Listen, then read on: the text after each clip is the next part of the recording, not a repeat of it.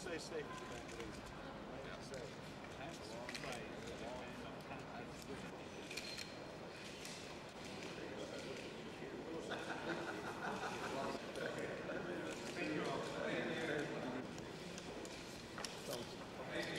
All right, come up, please.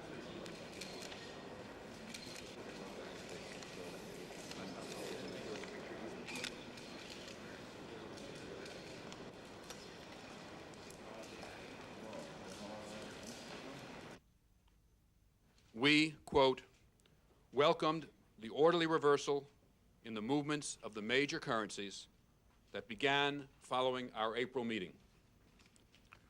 We would welcome a continuation of these trends consistent with underlying economic fundamentals to stronger, more stable, and better functioning global financial markets.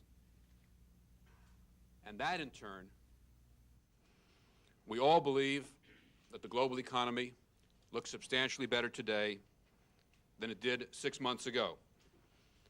I believe, in large measure, due to the policy measures that have been taken by the nations of the G7, and I think those policy measures in turn have been furthered by the discussions amongst the ministers and central bank governors of the G7 and by the G7 process. The good set of relationships that exists amongst the individuals involved. We recognized Russia's impressive progress in complying with IMF conditions in the current IMF program. We then discussed the importance of Russia's continued adherence to its stabilization program and Russia's discussion with the IMF on an extended arrangement, which in turn could lead to a comprehensive multi-year rescheduling of Russia's medium-term debt. We don't need next year the same money we get this year.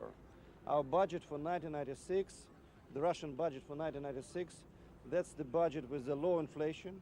We plan the inflation rate next year will be 1.2% per month. That's the budget with the low deficit, which will be 3.8% for GDP.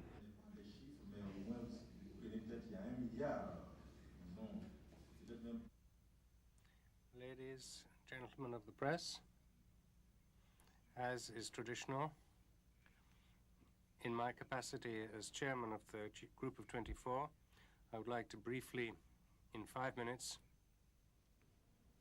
The G7 ministers and governors also urged the IMF and the bank, the World Bank, to quickly study what Bosnia will need once a comprehensive peace is in place, so the international community will have a better idea of what may be required, and so the response can be timely, flexible, and suitable.